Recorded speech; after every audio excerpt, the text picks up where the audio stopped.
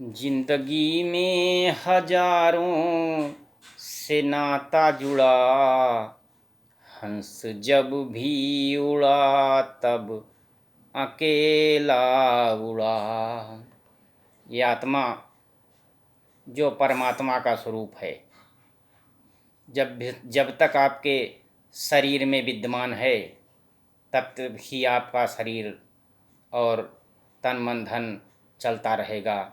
जिस दिन ये आपकी आत्मा परमात्मा में विलीन होने के लिए शरीर से निकल जाएगी, उस दिन सारे शरीर में कुछ भी एनर्जी नहीं बचेगी और आपका शरीर निस्तेज हो जाएगा।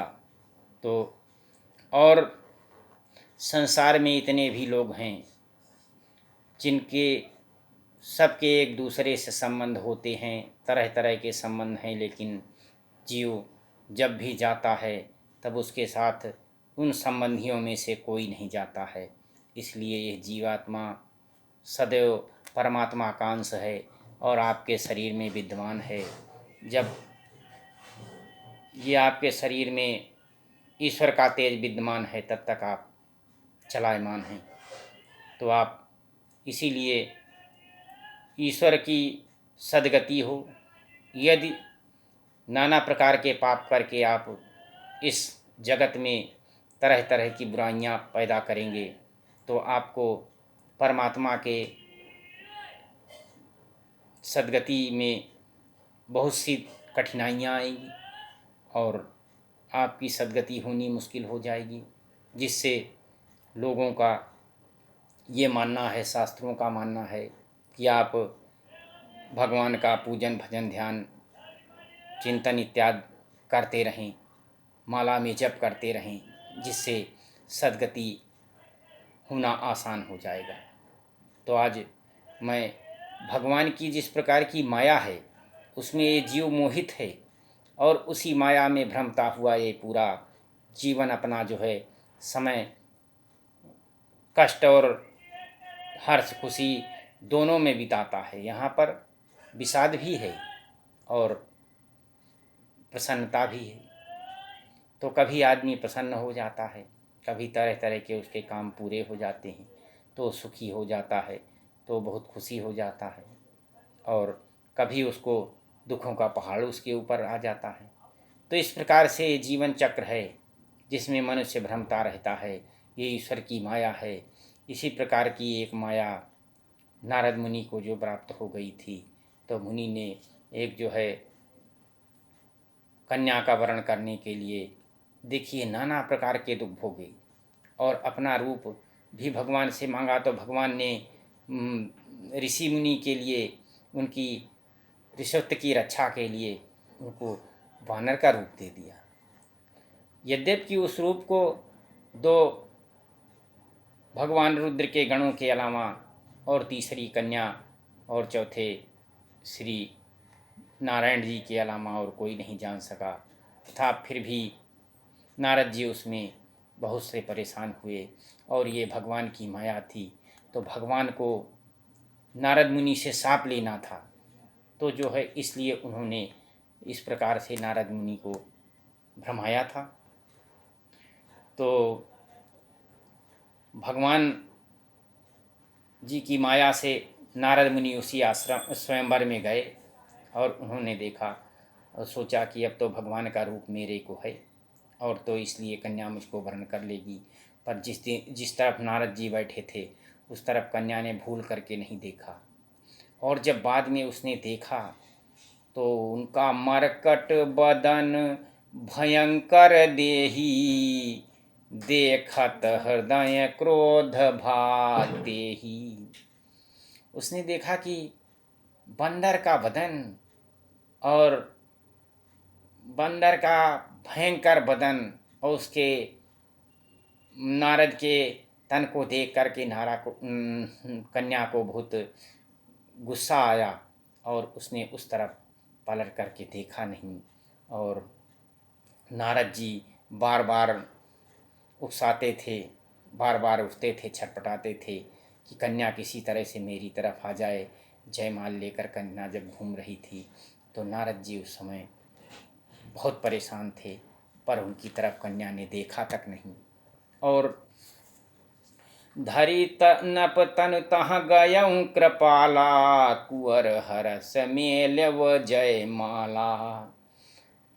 भगवान कृपाल जो कि नारद के ऋषित्व की रक्षा करना चाहते थे, वहाँ भगवान आदमी का शरीर, राजा का शरीर धारण करके गए और कन्या को उन्होंने वरण करके और लक्ष्मी निवास में ले करके चले आए। भगवान के चले आने पर नारद मुनि बहुत व्याकुल हो गए और उन्होंने कहा कि ये तो बहुत अच्छा अवसर निकल गया। और जो है तब तक वो जो भगवान शिव के 2 रुद्रगण थे, उन लोगों ने नारद से कहा कि हे नारद मुनि, अपने जो है मुंह को जरा पानी में देखिए। जब इतना कह करके वो लोग भाग गए और नारद मुनि ने जब पानी में अपना रूप देखा और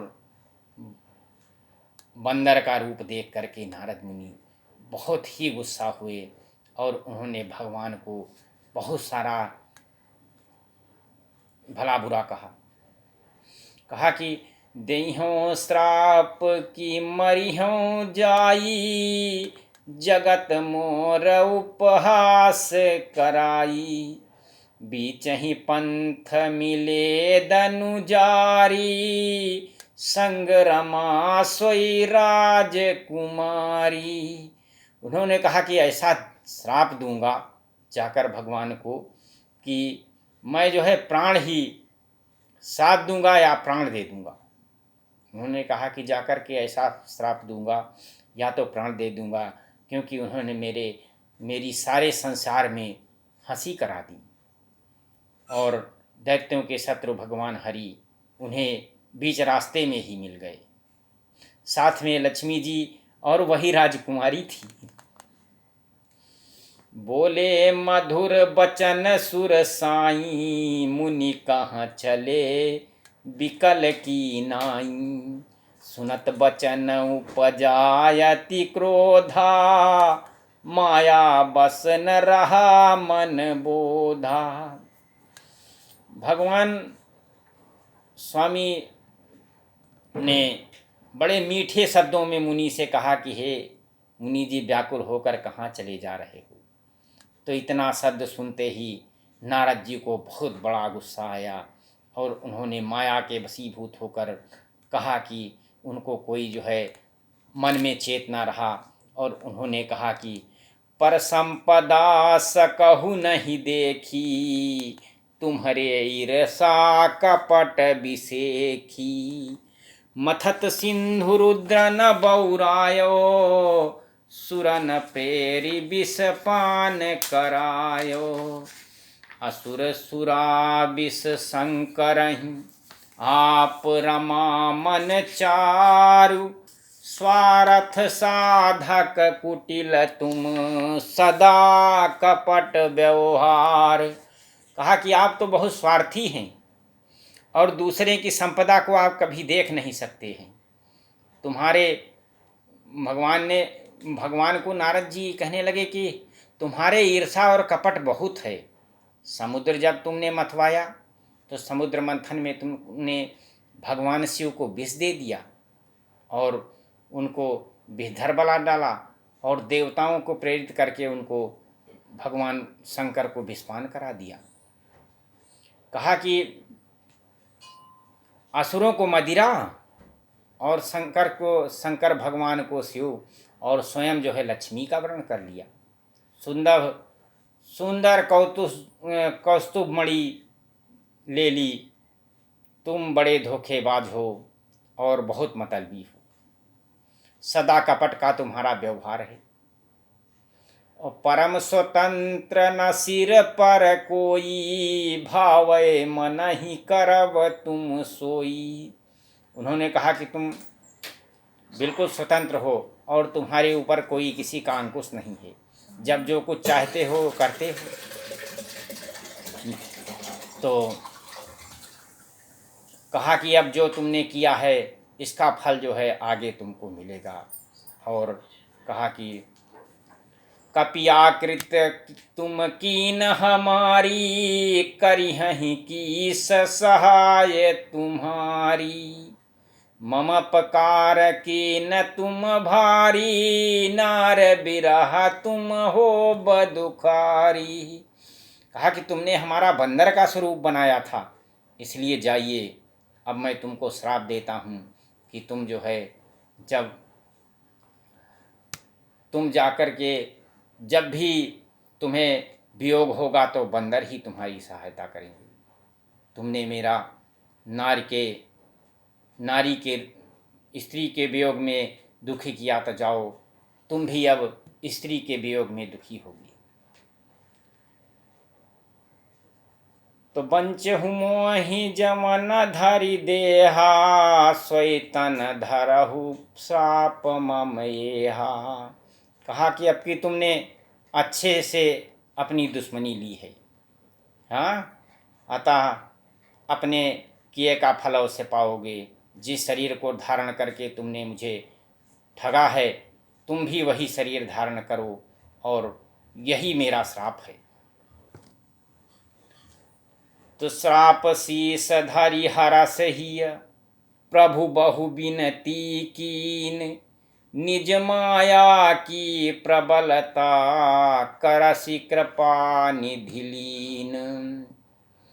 तो भगवान ने श्राप को शिव पर, नारद जी के श्राप से भगवान के मन में काफ़ी हर्ष हुआ, और प्रभु ने नारद जी से बहुत विनती की और कहा कि कृपा निधान भगवान ने अपनी माया की प्रबलता खींच ली।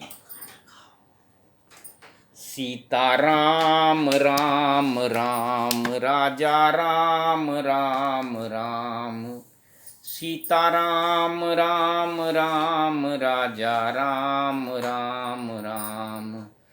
सीता राम राम राम, राजा राम राम राम। हर हर महादेव।